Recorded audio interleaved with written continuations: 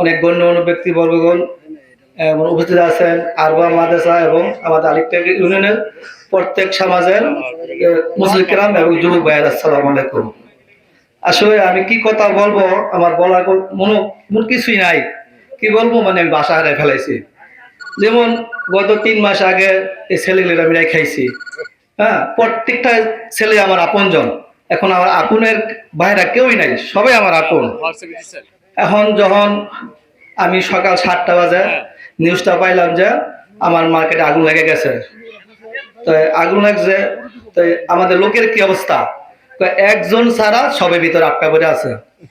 তো ওই সময় আমার কি কি যে আমি করছি, আমি কোথায় যে গেছি, কি করছি, আমারটা আমি নিজে বলতে পারি না, এরকম আমি দিশাহারা হয়ে গেছি। তো যাই হোক, মনে করেন যে মানুষ যদি ঘুমায়, জেগেলে সকাল আর না জেগেলে পরকাল, এটা বাস্তব।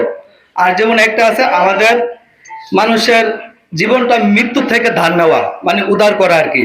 তো যাই হোক, মনে করেন যে আল্লাহ এবং নবী রাসূলের ওয়াদা অনুযায়ী যে লোকগুলি মারা গেছে, এরা আশা করি এরা জান্নাতি, তা এরা সাকসেস। তারপরও যে ফ্যামিলিগুলি আছে, আমরা খুব দুর্বল, এখনো কান্নাকাটি করতেছি। প্রত্যেকের বাড়ি আমি গেছি, যেই কোনো বাড়ি যাই আমি কান্না, আমি ভাঙ্গা পড়ি। কারে কি জব দেবো, আমার কোনো ভাষা নাই, জব দেওয়ার মতো আমার ক্ষমতাও নাই। তবে একটু ক্ষমতা আমার আছে, যখনই আমার আল্লাহ বাঁচায় রাখছে। আমার যেত কোটি টাকা নষ্ট হয়ে গেছে, কিন্তু এই ব্যবসাটা আমার 2006 থেকে আমার তিলে তিলে গড়া। তাই যাক, এটার থেকে আমি বহুত কিছু করছি, থাকলে আরো কিছু করতে পারতাম, এখন নাই। আল্লাহ চাইলে তো ইয়াতে বেশি দিতে পারে। তবে যে পরিবারগুলি নিঃস্ব হয়ে গেছে, আমার কেউ পর না, আমার ফ্যামিলি থেকে যত দুঃখ প্রয়োজন, যত আমার সম্ভব, আমরা সবসময় ওদের পাশে আছি, থাকবো।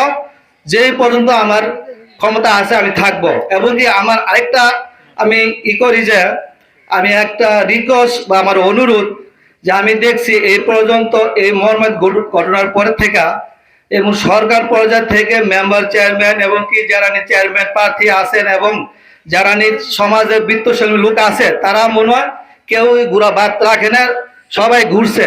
কিন্তু আমি আশা করি যে 10-এর লাঠি 1-এর বোঝা, যেমন প্রত্যেকটা লোকে যেমন এই ফ্যামিলিগুলো যেমন একটু সহায়তা করে, এটা আমার দাবি, যে এলাকার যে বৃত্তশালী লোক আছে তাদের কাছে। তাই যাই হোক, আমি আর কি বলবো, আমার বলবো অনেক বলার কথা আছে, তো আমি সংযুক্ত শেষ করলাম। আসসালামু আলাইকুম। সবাই তাদের জন্য দোয়া করবেন, আর আমরা যেন সবাই ভালো থাকি। আল্লাহ হাফেজ।